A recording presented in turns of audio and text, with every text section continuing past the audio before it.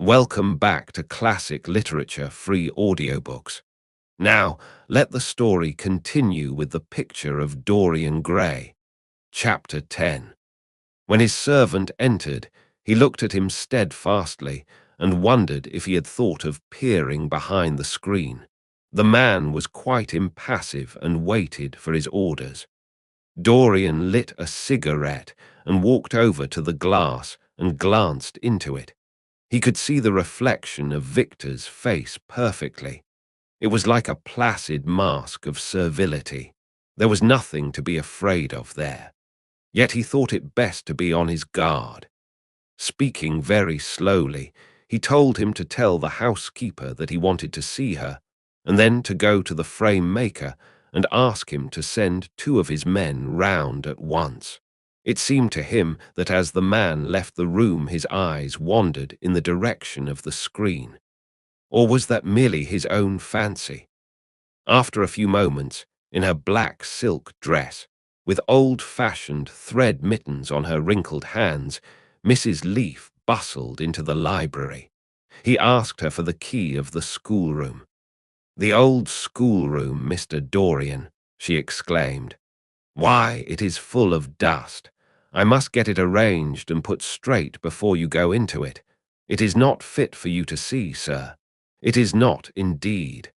"I don't want it put straight, Leaf. I only want the key." "Well, sir, you'll be covered with cobwebs if you go into it. Why, it hasn't been opened for nearly 5 years, not since his lordship died." He winced at the mention of his grandfather. He had hateful memories of him. "That does not matter," he answered. "I simply want to see the place. That is all. Give me the key." "And here is the key, sir," said the old lady, going over the contents of her bunch with tremulously uncertain hands. "Here is the key. I'll have it off the bunch in a moment, but you don't think of living up there, sir, and you so comfortable here." "No, no," he cried petulantly. "Thank you, Leaf. That will do." She lingered for a few moments and was garrulous over some detail of the household.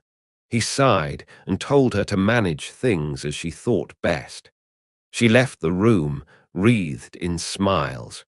As the door closed, Dorian put the key in his pocket and looked round the room. His eye fell on a large, purple satin coverlet, heavily embroidered with gold. A splendid piece of late 17th century Venetian work that his grandfather had found in a convent near Bologna. Yes, that would serve to wrap the dreadful thing in. It had perhaps served often as a pall for the dead. Now it was to hide something that had a corruption of its own, worse than the corruption of death itself, something that would breed horrors and yet would never die. What the worm was to the corpse, his sins would be to the painted image on the canvas. They would mar its beauty and eat away its grace. They would defile it and make it shameful. And yet the thing would still live on. It would be always alive. He shuddered, and for a moment he regretted that he had not told Basil the true reason why he had wished to hide the picture away. Basil would have helped him to resist Lord Henry's influence and the still more poisonous influences that came from his own temperament. The love that he bore him, for it was really love, had nothing in it that was not noble and intellectual.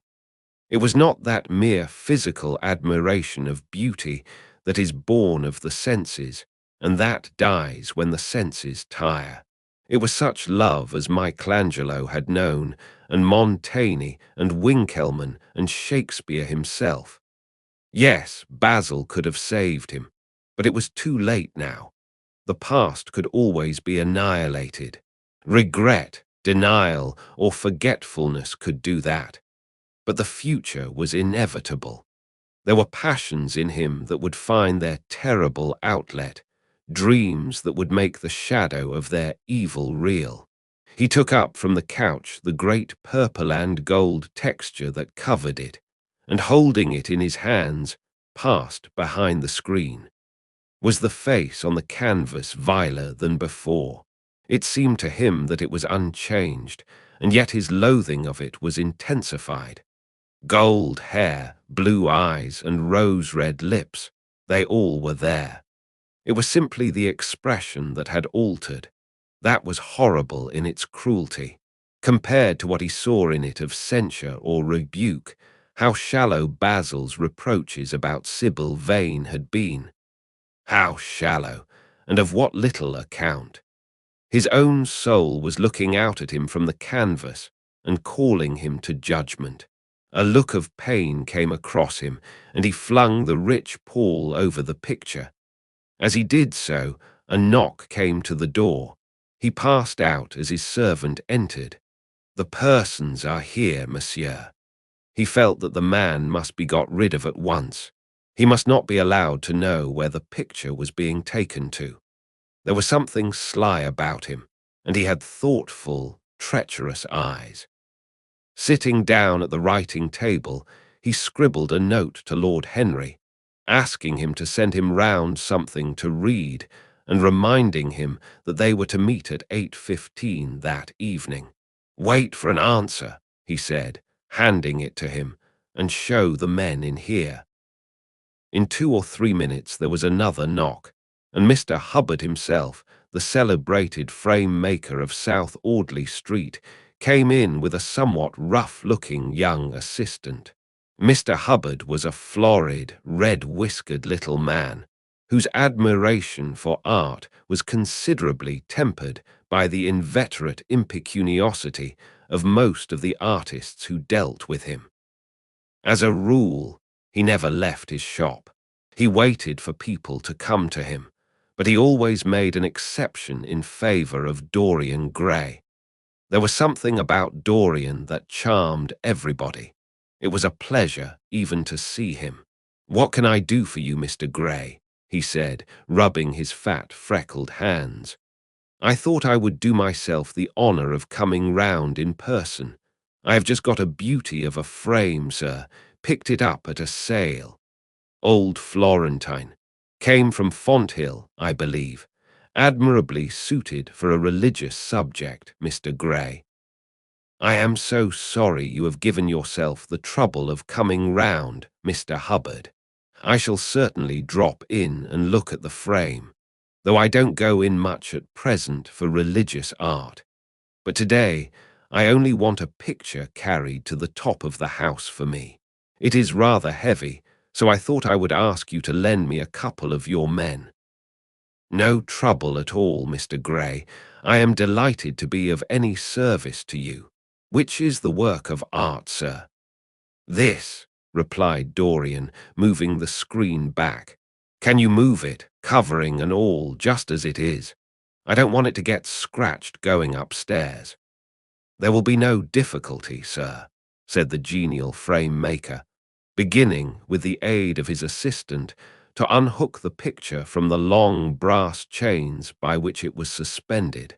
"And now, where shall we carry it to, Mr. Gray?" "I will show you the way, Mr. Hubbard, if you will kindly follow me. Or perhaps you had better go in front. I am afraid it is right at the top of the house. We will go up by the front staircase, as it is wider." He held the door open for them, and they passed out into the hall and began the ascent. The elaborate character of the frame had made the picture extremely bulky, and now and then, in spite of the obsequious protests of Mr. Hubbard, who had the true tradesman's spirited dislike of seeing a gentleman doing anything useful, Dorian put his hand to it so as to help them. "Something of a load to carry, sir," gasped the little man when they reached the top landing, and he wiped his shiny forehead. "I am afraid it is rather heavy," murmured Dorian, as he unlocked the door that opened into the room that was to keep for him the curious secret of his life and hide his soul from the eyes of men. He had not entered the place for more than 4 years. Not, indeed, since he had used it first as a playroom when he was a child, and then as a study when he grew somewhat older. It was a large, well-proportioned room, which had been specially built by the last Lord Kelso for the use of the little grandson whom, for his strange likeness to his mother, and also for other reasons, he had always hated and desired to keep at a distance. It appeared to Dorian to have but little changed. There was the huge Italian cassone, with its fantastically painted panels and its tarnished gilt mouldings, in which he had so often hidden himself as a boy. There the satinwood bookcase filled with his dog-eared schoolbooks. On the wall behind it was hanging the same ragged Flemish tapestry, where a faded king and queen were playing chess in a garden, while a company of hawkers rode by, carrying hooded birds on their gauntleted wrists. How well he remembered it all! Every moment of his lonely childhood came back to him as he looked round. He recalled the stainless purity of his boyish life, and it seemed horrible to him that it was here the fatal portrait was to be hidden away. How little he had thought, in those dead days, of all that was in store for him. But there was no other place in the house so secure from prying eyes as this. He had the key, and no one else could enter it. Beneath its purple pall, the face painted on the canvas could grow bestial, sodden, and unclean. What did it matter? No one could see it. He himself would not see it. Why should he watch the hideous corruption of his soul? He kept his youth. That was enough. And besides, might not his nature grow finer after all? There was no reason that the future should be so full of shame. Some love might come across his life and purify him and shield him from those sins that seemed to be already stirring in spirit and in flesh. Those curious unpictured sins whose very mystery lent them their subtlety and their charm. Perhaps some day the cruel look would have passed away from the scarlet, sensitive mouth, and he might show to the world Basil Hallward's masterpiece. No, that was impossible.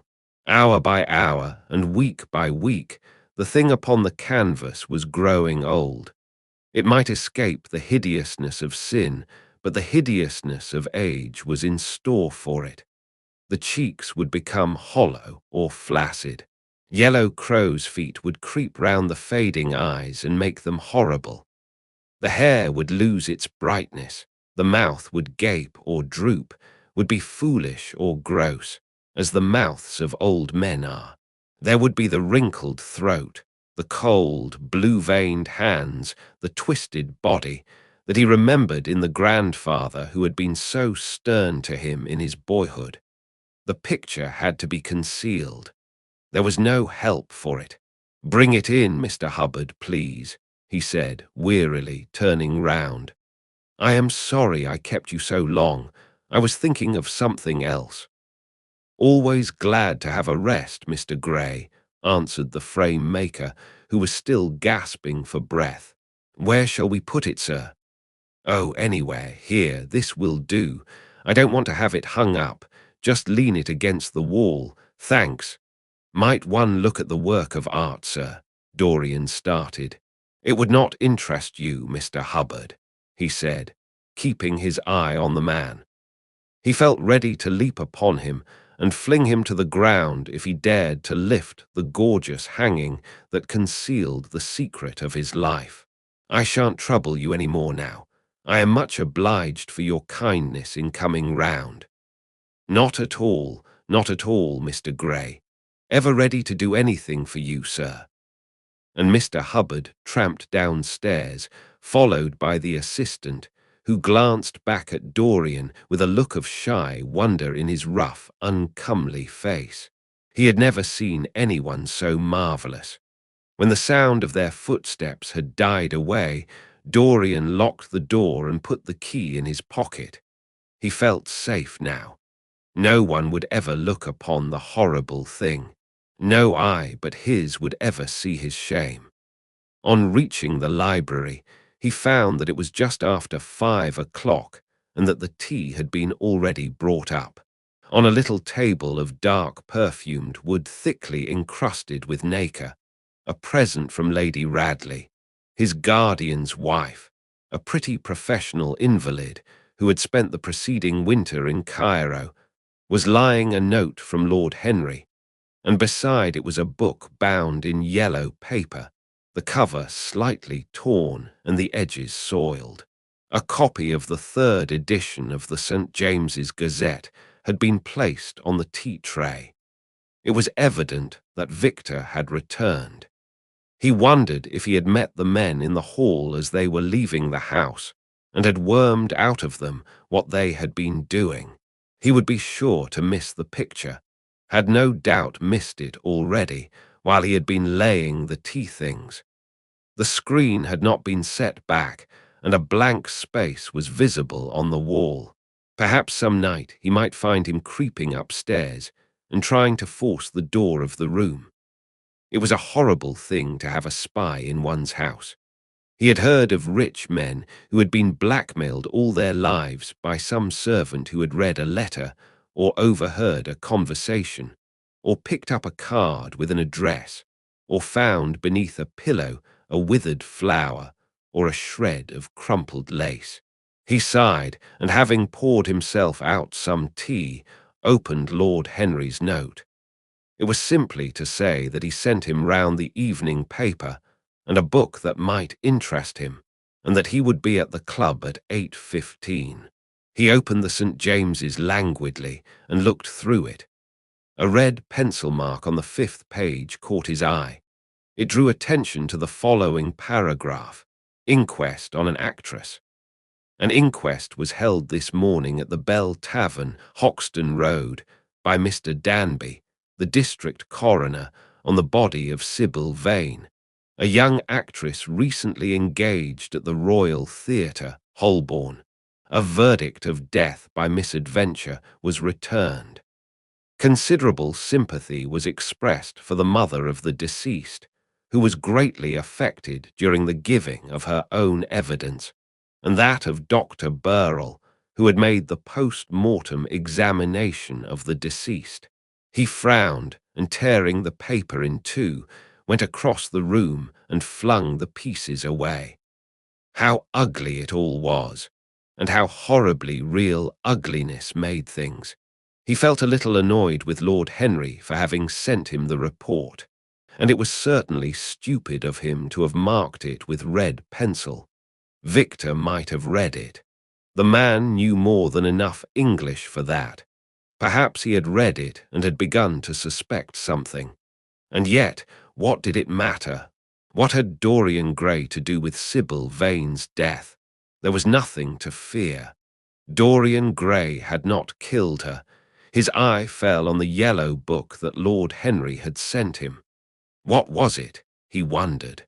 He went towards the little, pearl-coloured octagonal stand that had always looked to him like the work of some strange Egyptian bees that wrought in silver, and taking up the volume, flung himself into an armchair and began to turn over the leaves. After a few minutes, he became absorbed. It was the strangest book that he had ever read. It seemed to him that in exquisite raiment and to the delicate sound of flutes, the sins of the world were passing in dumb show before him. Things that he had dimly dreamed of were suddenly made real to him. Things of which he had never dreamed were gradually revealed. It was a novel without a plot, and with only one character, being, indeed, simply a psychological study of a certain young Parisian who spent his life trying to realize in the 19th century all the passions and modes of thought that belonged to every century except his own, and to sum up, as it were, in himself the various moods through which the world spirit had ever passed, loving for their mere artificiality those renunciations that men have unwisely called virtue, as much as those natural rebellions that wise men still call sin. The style in which it was written was that curious jeweled style, vivid and obscure at once, full of argot and of archaisms, of technical expressions and of elaborate paraphrases, that characterizes the work of some of the finest artists of the French school of symbolists. There were in it metaphors as monstrous as orchids and as subtle in color. The life of the senses was described in the terms of mystical philosophy. One hardly knew at times whether one was reading the spiritual ecstasies of some medieval saint or the morbid confessions of a modern sinner. It was a poisonous book. The heavy odor of incense seemed to cling about its pages and to trouble the brain. The mere cadence of the sentences, the subtle monotony of their music, so full as it was of complex refrains and movements elaborately repeated, produced in the mind of the lad, as he passed from chapter to chapter, a form of reverie, a malady of dreaming that made him unconscious of the falling day and creeping shadows. Cloudless and pierced by one solitary star, a copper-green sky gleamed through the windows. He read on by its one light till he could read no more. Then, after his valet had reminded him several times of the lateness of the hour, he got up, and going into the next room, placed the book on the little Florentine table that always stood at his bedside, and began to dress for dinner. It was almost 9 o'clock before he reached the club, where he found Lord Henry sitting alone in the morning room, looking very much bored. "I am so sorry, Harry," he cried, "but really it is entirely your fault. That book you sent me so fascinated me that I forgot how the time was going." "Yes, I thought you would like it," replied his host, rising from his chair. "I didn't say I liked it, Harry. I said it fascinated me. There is a great difference." "Ah, you have discovered that," murmured Lord Henry, and they passed into the dining room. And that wraps up Chapter 10 of the Picture of Dorian Gray. If you enjoyed it, please like the video and share your thoughts in the comments. Want to keep listening? Head over to the next chapter and let it play in the background while you relax or work. Links are in description. Don't forget to subscribe and tap the bell so you'll be notified when the next chapters are released. Thanks for listening.